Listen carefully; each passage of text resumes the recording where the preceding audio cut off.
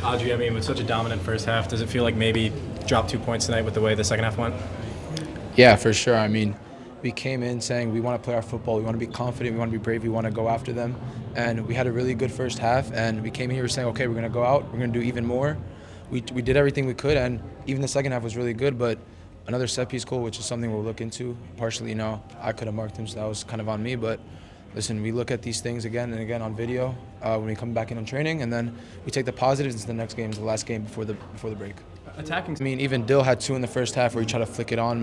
Didn't quite work out, but we wanted to keep attacking that first post space because it was always on. And then, of course, mine, I was already celebrating. I started running, but when it hit the crossbar, man, I was like, I was obviously a little mad, of course, but again, it's just next play for me. As a younger player, how do you deal with the break that you guys will have? Yeah, I mean, for me, I've had a good amount of minutes this season, so I'm going to take my rest, of course, like everybody else will, and then, of course, get back to training soon in the off season, and then when we come back, it's like another preseason, like a second preseason. So come in, 100% ready to go out and commit, like we did in this first half of the season, ready to go into the second half of the season. What do you think of the atmosphere tonight? Obviously, you guys have played them before the season. This time, it's a bit more full, a lot more of your fans in the stands. What was it like, hearing that, feeling that? Yeah, for sure. The atmosphere was great. I mean, all the fans that came out, thank you for coming out. We gave everything we had for you guys, and the fans put a lot of life into it. That's probably the most fans we've had all season, and we're also thankful for that because that gives us motivation to go out and do it for them and for everybody else in this locker room, for us and for each other. Do you think if you guys keep going in this way, you'll have more nights like that where the stadium is more full, when the weather gets good and everything? I mean, of course, I hope so. I mean, we all hope so because, again, when the lights come on, we don't shy away, and we want to put teams like in the biggest atmospheres when they come into our home and say, we're going to put you guys under pressure. Our fans are going to put you guys under pressure, and we're going to go out and have a great night. Fans might see that, you play a lot of progressive passes going forward and start a lot of things there, but some might not notice your defensive efforts, causing a turnover, taking the ball away, and then starting to play up. Just talk about that side of the game on your defensive side. You've talked about coming into games like this, needing to run like a million miles. Just your thought on that, and you're playing your own defensive side.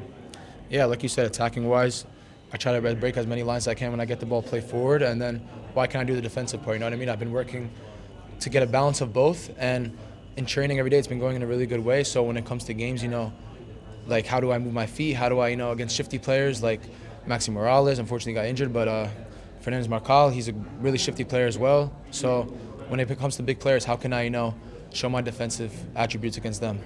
A lot of kind of emotional moments in the game. I feel like that's been missing from some of these last couple of derbies where, you see some hard tackles and guys coming together, especially that first one with Marshall Ruddy. Just talk about what that kind of did for you guys, kind of maybe, get you guys settled in a bit more when Marshall Ruddy's, kind of putting in a tackle like that.